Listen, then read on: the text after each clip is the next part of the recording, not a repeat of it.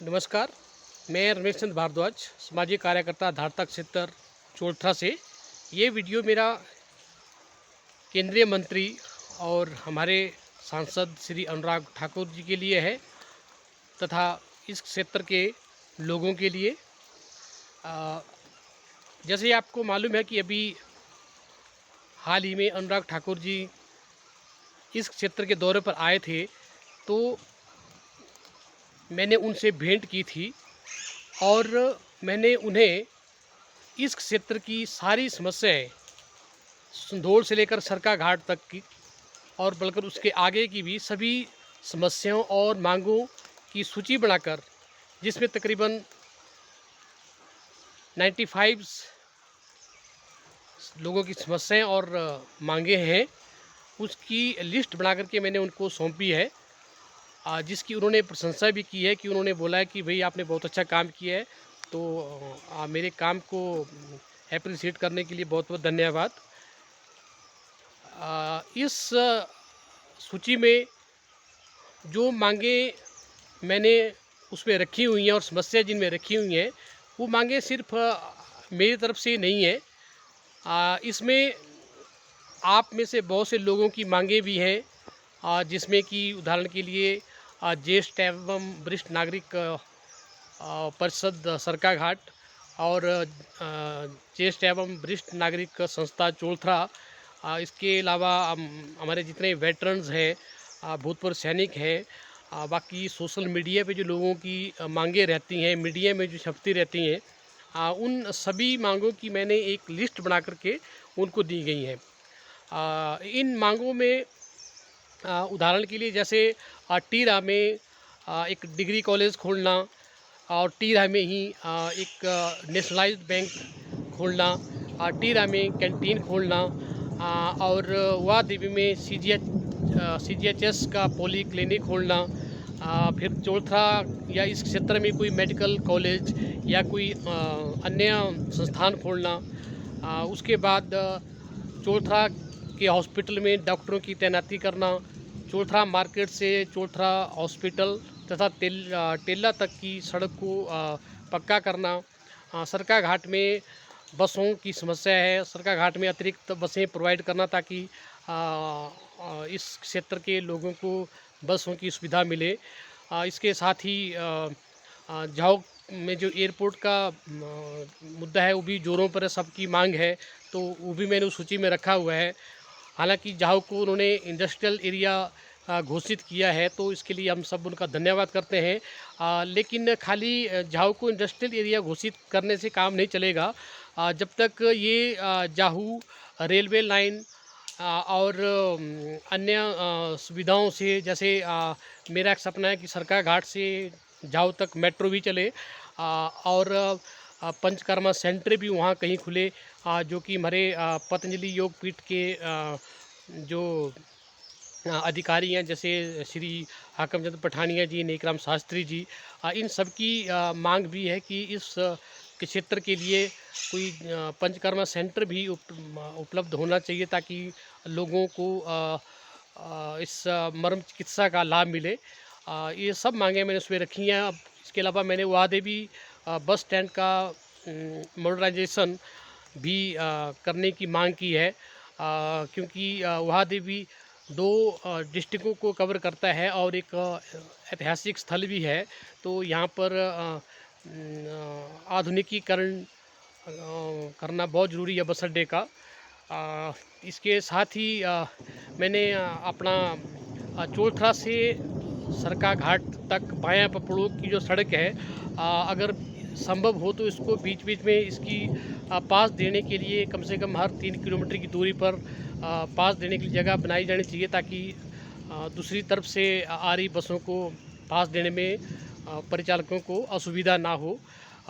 तथा इसी तरह से वह देवी से बायां कांगू का गड़ू और कमलू का गड़ू तथा बुंगा और भुक्कड़ चंद्रुई होकर जाओ तक जो भी सड़क है, तो इसके लिए भी मैंने उनसे अनुरोध किया है कि आप इसमें कांगूदा गड़ू से लेकर के इसका क्या नाम कलाऊ मोड़ तक क्योंकि यहाँ सरकारी भूमि भी उपलब्ध है, तो यहाँ पर भी बसों को पास देने के लिए बीच बीच में थोड़ी थोड़ी जगह बनाए हर 3 किलोमीटर के बाद, सो दैट कि इस तरफ से आने वाली बसों को पास देने के लिए कोई असुविधा ना हो। इसके साथ ही मैंने जाहू से लेकर वहाद देवी तक बायां भुक्कड़, चंद्रोई, अमरो, बुंगा और कमलुदा गढ़ू से होकर एक HRTC प्राइवेट टैक्सी की भी मांग की है, क्योंकि अभी इस सड़क की हालत ठीक है, लेकिन इस रूट पर कोई भी सरकारी बस या कोई HRTC प्राइवेट टैक्सी नहीं चलती। तो इसके लिए भी मैंने उनसे अनुरोध किया है। मैं गुजारिश करूँगा कि आप इसकी नोटिफिकेशन निकालें और कम से कम 1 महीना पहले लोगों को बताएं कि आप अगले महीने की 1 तारीख से इस रूट पर कोई मिनी बस या HRTC प्राइवेट टैक्सी चला रहे हैं। और उसकी सूचना वार्ड मेंबर्स के तहत सभी लोगों को तक पहुंचा सकते हैं, ताकि लोगों को भी पता रहे और HRTC को भी घाटा ना हो। इसके साथ ही मैंने सरकाघाट हॉस्पिटल के लिए भी डॉक्टरों की जो कमी है, उसमें डॉक्टर्स की तैनाती करने का आग्रह किया हुआ है। मैंने उनको ये भी सुझाव दिया है कि जैसे मैं ये सुझाव पहले माननीय मुख्यमंत्री श्री जयराम ठाकुर जी को भी दे चुका हूँ कि सरकाघाट का विकास करना बहुत ज़रूरी है। और क्योंकि जो अभी जो हॉस्पिटल वहाँ पर बना हुआ है, वहाँ पर पार्किंग की काफ़ी समस्या है। तो मैंने उनको सुझाव दिया था कि क्यों नहीं एक ENT हॉस्पिटल टीरा रोड की तरफ में बनाया जाए, जिससे कि उधर की पार्किंग प्रॉब्लम थोड़ी कम हो, पार्किंग प्रॉब्लम की समस्या कम हो, तथा इधर जो है वो इधर ENT ब्लॉक बना करके लोगों को ENT की सुविधाएं दें। और एक बस सरकाघाट से दिल्ली तक चलनी चाहिए, बायां टटीही, रुखोहो, कांगूदा गढ़ू और चौथरा, क्योंकि इस क्षेत्र से दिल्ली जाने के लिए अभी कोई भी बस सुविधा, सीधी बस सुविधा उपलब्ध नहीं है। तो इसलिए मैं उनसे गुजारिश करूंगा, और मैंने उसमें लिस्ट में अपनी मांग रखी भी है कि भी इस क्षेत्र में रह रहे लोगों के लिए एक बस इस क्षेत्र से होकर चलाई जाए, ताकि लोगों को अपने सामान सहित बसें नहीं बदलना पड़े। और एक मांग मैंने और उनसे रखी हुई है। प्रधानमंत्री ग्राम सड़क योजना के अंतर्गत इसमें हमारा अपना गांव भी आहियोड़, मैंने उनसे मांग की है कि हमारे गांव को चौथरा से प्रधानमंत्री ग्राम सड़क योजना के अंतर्गत जोड़ा जाए, तथा गरभासड़ा में भी एक SC हैबिटेट है, वहाँ के लिए भी जो है वो प्रधानमंत्री ग्राम सड़क योजना के अंतर्गत वहाँ भी सड़क निकाली जाए। इसके अलावा एक जगह पटरी घाट से खेतरू तक है, वहाँ भी लोगों की मांग है कि यहाँ भी प्रधानमंत्री ग्राम सड़क योजना के तहत सड़क निकाली जाए, पटरी घाट से खेतरू तक।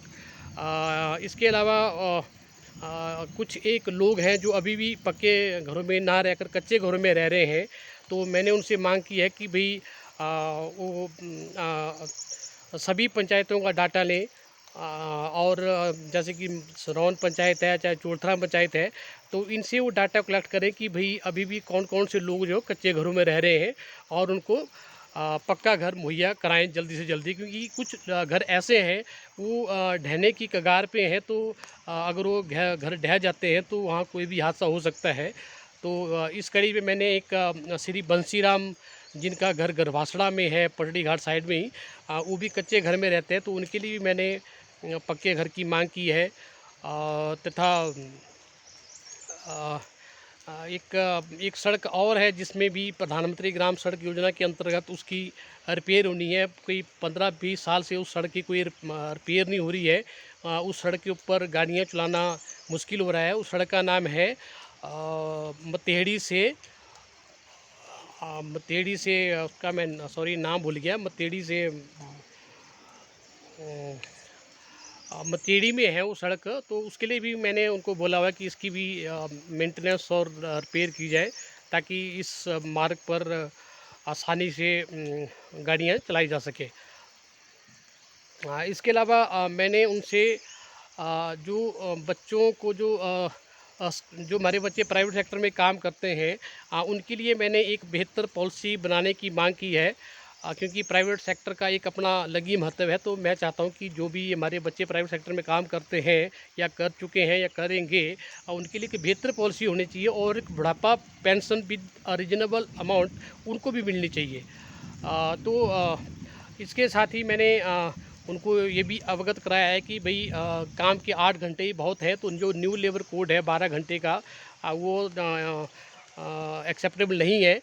तो इसलिए ईमानदार और पंक्चुअल व्यक्ति के लिए 8 घंटे ही काम के काफ़ी हैं। इसलिए कृपया वो जितने भी न्यू लेबर कोड्स और ये सब बने हैं उनको, इंडस्ट्रियल डिस्प्यूट एक्ट है उसको रिव्यू करें और प्राइवेट सेक्टर में काम कर लोगों के लिए बेहतर पॉलिसी बनाएं।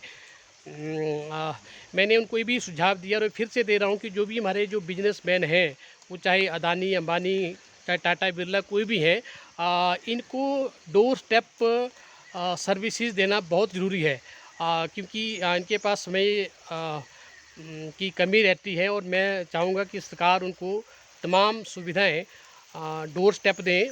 यही नहीं, जो उनके वहाँ जो एम्प्लॉइज़ हैं उनको भी जब वो किसी सरकारी कार्यालय में जाते हैं तो वहाँ भी उनको अच्छी सुविधाएं मिलनी चाहिए, उनको फुल कोऑपरेशन मिलना चाहिए। इसके साथ ही मैंने एक वहा देवी में इसका जो ठीक है, वो आधुनिकीकरण बस अड्डे का लिखा है, वो लिख दिया है मैंने। तो मैं चाहूँगा कि मुझे उम्मीद है कि अनुराग ठाकुर जी इसके ऊपर संज्ञान लेंगे और मैं उस सूची की लिस्ट उनको बाय ईयर दे चुका हूँ और उनको आज फिर ईमेल के माध्यम से दोबारा से भेजूँगा। और एक अभी मैं मुंडकर माता के सामने खड़ा हूँ, तो मैं मुंडकर देवी माता का जो प्रांगण है उसके लिए मैंने मांग की है कि वहाँ पर एक एडिशनल बिल्डिंग, अतिरिक्त भवन बनाया जाए, जिससे कि जब कभी भी यहाँ लोग इकट्ठे होते हैं मंदिर में, तो खाना खाने के लिए चाहे वर्षा हो चाहे कड़ी धूप में, तो उनको बैठने की उचित व्यवस्था की जाए बैठने की। ये भी मैंने उनसे मांग रखी हुई है। और इस तरह से और भी शायद कुछ और उसमें मेरे ख्याल पॉइंट्स हैं जो भी मुझे याद नहीं आ रहे हैं, लेकिन मैंने कोई 95 पॉइंट्स उनको भेजे हैं और मुझे उम्मीद है कि वो इनके ऊपर काम करेंगे और 1 साल के भीतर ही जो है वो इन सभी मांगों को हमारे इधर धारतक क्षेत्र और सरका घाट में इम्प्लीमेंट करेंगे। तो इन्हीं शब्दों के साथ आप सबका बहुत बहुत धन्यवाद। अगर आपको मेरा ये वीडियो और मेरी मांगें जायज़ लगती हैं तो कृपया आगे सभी तक पहुंचाएं, और आगे से मुझे कैसे आप लोगों के लिए और बेहतर काम करने चाहिए, कृपया मेरा मार्गदर्शन करते रहें। और अभी आज ही मैंने पाटछू पुल पर भी एक उस गाँव के समीप रेन शेल्टर बनाने के लिए मांग की है। डीसी को मैंने चिट्ठी लिखी आज, क्योंकि वहाँ भी जो है लोग आते जाते रहते हैं, लेकिन वहाँ पर प्रॉपर रेन शेल्टर नहीं है। लोगों को बारिश में भीग कर वहाँ खड़े होना पड़ता है, बारिश और धूप में भी कड़ी धूप में खड़े होना पड़ता है। तो इसलिए मैंने इसके लिए भी डीसी महोदय को आज पत्र लिखा हुआ है। मैंने पहले भी सीएम हेल्पलाइन के माध्यम से यहाँ रेन शेल्टर बनाने की मांग की थी, लेकिन